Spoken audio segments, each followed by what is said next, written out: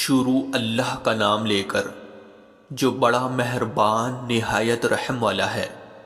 یاسین، حکمت بھرے قرآن کی قسم، تم یقیناً پیغمبروں میں سے ہو، بالکل سیدھے راستے پر۔ یہ قرآن اس ذات کی طرف سے اتارا جا رہا ہے جس کا اقتدار بھی کامل ہے، جس کی رحمت بھی کامل، تاکہ تم ان لوگوں کو خبردار کرو جن کے باپ داداؤں کو پہلے خبردار نہیں کیا گیا تھا، اس لیے وہ غفلت میں پڑے ہوئے ہیں۔ حقیقت یہ ہے کہ ان میں سے اکثر لوگوں کے بارے میں بات پوری ہو چکی ہے، اس لیے وہ ایمان نہیں لاتے۔ ہم نے ان کے گلوں میں توق ڈال رکھے ہیں جو ٹھوڑیوں تک پہنچے ہوئے ہیں، اور اس وجہ سے ان کے سر اوپر کو اٹھے رہ گئے ہیں، اور ہم نے ایک آڑ ان کے آگے کھڑی کر دی ہے اور ایک آڑ ان کے پیچھے کھڑی کر دی ہے، اور اس طرح انہیں ہر طرف سے ڈھانک لیا ہے، جس کے نتیجے میں انہیں کچھ سجائی نہیں دیتا۔ اور ان کے لیے دونوں باتیں برابر ہے، چاہے تم انہیں خبردار کرو یا خبردار نہ کرو، وہ ایمان نہیں لائے گے۔ تم تو صرف ایسے شخص کو خبردار کر سکتے ہو جو نصیحت پر چلے اور خدا رحمان کو دیکھے بغیر اس سے ڈرے۔ چنانچہ ایسے شخص کو تم مغفرت اور باعزت اجر کی خوشخبری سنا دو۔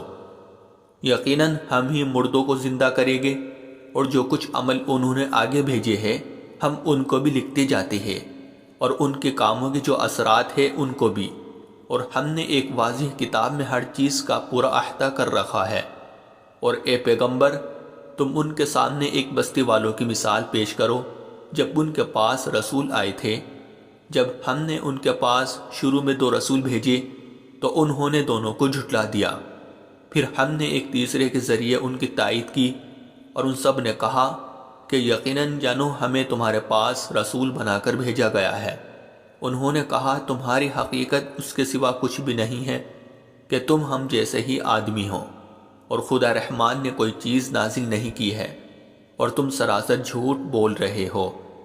ان رسولوں نے کہا ہمارا پروردگار خوب جانتا ہے کہ ہمیں واقعی تمہارے پاس رسول بنا کر بھیجا گیا ہے، اور ہماری ذمہ داری اس سے زیادہ نہیں ہے کہ صاف صاف پیغام پہنچا دے۔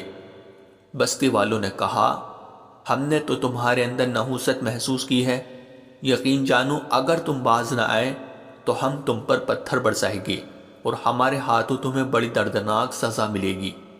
رسولوں نے کہا تمہاری نحوست خود تمہارے ساتھ لگی ہوئی ہے، کیا یہ باتیں اس لیے کر رہے ہو کہ تمہیں نصیحت کی بات پہنچائی گئی ہے؟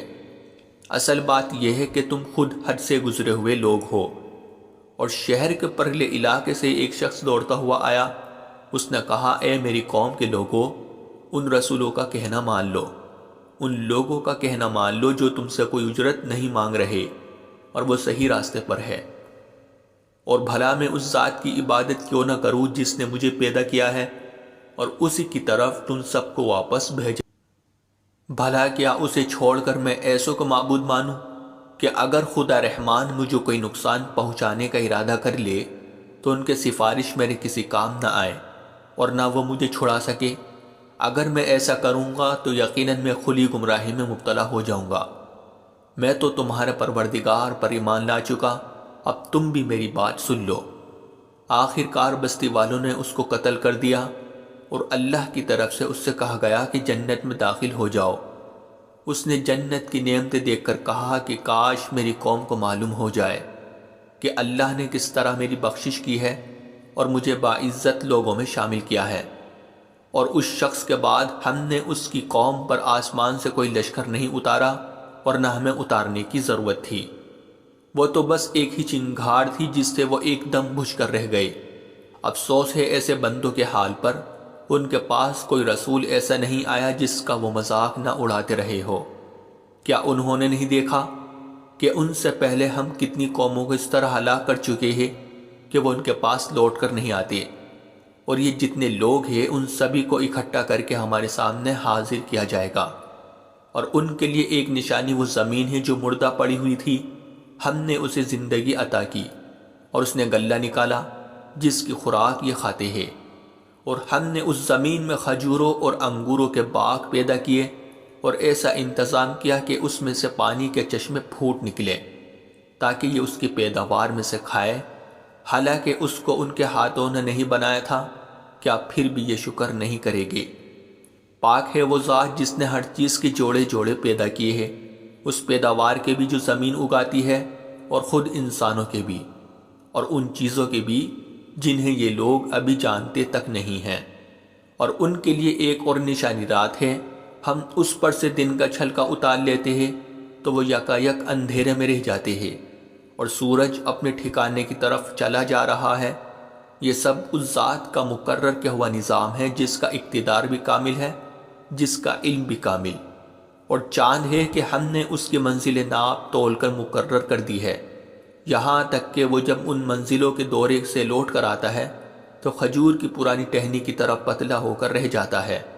نہ تو سورج کی یہ مجال ہے کہ وہ چاند کو جا پکڑے، اور نہ رات دن سے آگے نکل سکتی ہے، اور یہ سب اپنے اپنے مدار میں تیر رہے ہیں۔ اور ان کے لیے ایک اور نشانی یہ ہے کہ ہم نے ان کی اولاد کو بھری ہوئی کشتی میں سوار کیا، اور ہم نے ان کے لیے اسی جیسی اور چیزیں بھی پیدا کی جن پر یہ سواری کرتے ہیں، اور اگر ہم چاہیں تو انہیں غرق کر ڈالیں، جس کے بعد نہ تو کوئی ان کی فریاد کو پہنچے اور نہ ان کی جان بچائی جا سکے۔ لیکن یہ سب ہماری طرف سے ایک رحمت ہے اور ایک معین وقت تک زندگی کا مزہ اٹھانے کا موقع ہے جو انہیں دیا جا رہا ہے۔ اور جب ان سے کہا جاتا ہے کہ بچو اس عذاب سے جو تمہارے سامنے ہیں اور جو تمہارے مرنے کے بعد آئے گا تاکہ تم پر رحم کیا جائے، تو وہ ذرا کان نہیں دھرتے، اور ان کے پروردگار کی نشانیوں میں سے کوئی نشانی ایسی نہیں آتی جس سے وہ منہ نہ موڑ لیتے ہو۔ اور جب ان سے کہا جاتا ہے کہ اللہ نے تمہیں جو رزق دیا ہے اس میں سے غریبوں پر بھی خرچ کرو، تو یہ کافی لوگ مسلمانوں سے کہتے ہیں کہ کیا ہم ان لوگوں کو کھانا کھلائے جنہیں اگر اللہ چاہتا تو خود کھلا دیتا۔ مسلمانوں، تمہاری حقیقت اس کے سوا کچھ بھی نہیں کہ تم کھلی گمراہی میں پڑے ہوئے ہو۔ اور کہتے ہیں کہ یہ قیامت کا وعدہ کب پورا ہوگا؟ مسلمانوں بتاؤ اگر تم سچے ہو۔ دراصل یہ لوگ بس ایک چنگھاڑ کا انتظار کر رہے ہیں جو ان کی اجت بازی کے عین درمیان انہیں آ پکڑے گی۔ پھر نہ یہ کوئی وصیت کر سکے گی اور نہ اپنے گھر والوں کے پاس لوٹ کر جا سکے گی۔ اور سور پھونکا جائے گا تو یکایک یہ اپنی قبروں سے نکل کر اپنے پروردگار کی طرف تیزی سے روانہ ہو جائے گے۔ کہے گے کہ ہے ہماری کمبختی، ہمیں کس نے ہمارے مرکز سے اٹھا کھڑا کیا ہے؟ جواب ملے گا کہ یہ وہی چیز ہے جس کا خدا رحمان نے وعدہ کیا تھا اور پیغمبروں نے سچی بات کہی تھی، اور کچھ نہیں، بس ایک زور کی آواز ہوگی جس کے بعد یہ سب کے سب ہمارے سامنے حاضر کر دیے جائے گے۔ چنانچہ اس دن کسی شخص پر کوئی ظلم نہیں ہوگا اور تمہیں کسی اور چیز کا نہیں، بلکہ انہی کاموں کا بدلہ ملے گا جو تم کیا کرتے تھے۔ جنت والے لوگ اس دن یقیناً اپنے مشغلے میں مگن ہوگے، اور وہ ان کی بیویاں گھنے سایوں میں آرام دانشتوں پر ٹیک لگائے ہوئے ہوگے۔ وہاں ان کے لیے میوے ہوگے اور انہیں ہر وہ چیز ملے گی جو وہ منگوائے گے۔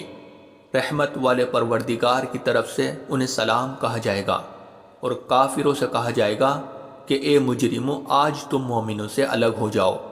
اے آدم کے بیٹو، کیا میں نے تمہیں تاکید نہیں کر دی تھی کہ تم شیطان کی عبادت نہ کرنا؟ وہ تمہارا کھلا دشمن ہے، اور یہ کہ تم میری عبادت کرنا، یہی سیدھا راستہ ہے۔ اور حقیقت یہ ہے کہ شیطان نے تم میں سے ایک بڑی خلقت کو گمراہ کر ڈالا، تو کیا تم سمجھتے نہیں تھے؟ یہ ہے وہ جہنم جس سے تمہیں ڈرایا جاتا تھا، آج اس میں داخل ہو جاؤ کیونکہ تم کفر کیا کرتے تھے۔ آج کے دن ہم ان کے منہ پر مہر لگا دیں گے، اور ان کے ہاتھ ہم سے بات کریں گے، اور ان کے پاؤں گواہی دیں گے کہ وہ کیا کمائی کیا کرتے تھے۔ اور اگر ہم چاہیں تو یہیں دنیا میں ان کی آنکھیں مل یا میٹ کر دے، پھر یہ راستے کی تلاش میں بھاگے پھرے، لیکن انہیں کہاں کچھ سجائی دے گا۔ اور اگر ہم چاہیں تو ان کی اپنی جگہ پر بیٹھے بیٹھے ان کی صورتیں اس طرح مسخ کر دے کہ یہ نہ آگے بڑھ سکے۔ اور ہم جس شخص کو لمبی عمر دیتے ہیں اسے تخلیقی اعتبار سے الٹ ہی دیتے ہیں، کیا پھر بھی انہیں عقل نہیں آتی؟ اور ہم نے اپنے ان پیغمبروں کو نہ شاعری سکھائی ہے اور نہ وہ ان کے شایان شان ہیں۔ یہ تو بس ایک نصیحت کی بات ہے، اور ایسا قرآن جو حقیقت کو کھول کھول کر بیان کرتا ہے تاکہ ہر اس شخص کو خبردار کرے جو زندہ ہو، اور تاکہ کفر کرنے والوں پر حجت پوری ہو جائے۔ اور کیا انہوں نے یہ نہیں دیکھا کہ ہم نے اپنے ہاتھوں کی بنائی ہوئی چیزوں میں سے ان کے لیے موشی پیدا کیے اور یہ ان کے مالک بنے ہوئے ہیں، اور ہم نے ان موشیوں کو ان کے قابو میں دے دیا ہے، چنانچہ ان میں سے کچھ وہ ہیں جو ان کی سواری بنے ہوئے ہیں اور کچھ وہ ہیں جنہیں یہ کھاتے ہیں، نیز ان کو ان موشیوں سے اور بھی فائدہ حاصل ہوتے ہیں اور پینے کی چیزیں ملتی ہیں، کیا پھر بھی یہ شکر نہیں بجا لائے گے؟ اور انہوں نے اللہ کو چھوڑ کر اس امید پر دوسرے خدا بنا رکھے ہیں کہ انہیں ان سے مدد ملے، حالانکہ ان میں یہ طاقت ہی نہیں ہے کہ ان کی مدد کر سکے، بلکہ وہ ان کے لیے ایک ایسا مخالف لشکر بنے گے جسے قیامت میں ان کے سامنے حاضر کر لیا جائے گا۔ غرض اے پیغمبر ان کی باتیں تمہیں رنجیدہ نہ کرے، یقین جانو ہمیں سب معلوم ہے کہ کیا کچھ چھپاتے اور کیا کچھ ظاہر کرتے ہیں۔ اور کیا انسان نے یہ نہیں دیکھا کہ ہم نے اسے نطفے سے پیدا کیا تھا، پھر اچانک وہ خلم کھلا جھگڑا کرنے والا بن گیا؟ ہمارے بارے میں تو وہ باتیں بناتا ہے اور خود اپنی پیدائش کو بھلا بیٹھا ہے، کہتا ہے کہ ان ہڈیوں کو کون زندگی دے گا جبکہ وہ گل چکی ہوگی؟ کہہ دو کہ ان کو وہی زندگی دے گا جس نے انہیں پہلی بار پیدا کیا تھا، اور وہ پیدا کرنے کا ہر کام جانتا ہے۔ وہی ہے جس نے تمہارے لیے سرسبز درخت سے آگ پیدا کر دی ہے، پھر تم ذرا سی دیر میں اس سے سلگانے کا کام لیتے ہو۔ بھلا جس ذات نے آسمانوں اور زمین کو پیدا کیا ہے، کیا وہ اس بات پر قادر نہیں ہے کہ ان جیسوں کو دوبارہ پیدا کر سکے؟ کیوں نہیں، جبکہ وہ سب کچھ پیدا کرنے کی پوری مہارت رکھتا ہے۔ اس کا معاملہ تو یہ ہے کہ جب وہ کسی چیز کا ارادہ کر لے تو صرف اتنا کہتا ہے کہ ہو جا، بس وہ ہو جاتی ہے۔ غرض پاک ہے وہ ذات جس کے ہاتھ میں ہر چیز کی حکومت ہے، اور اسی کی طرف تم سب کو آخر کار لے جایا جائے گا۔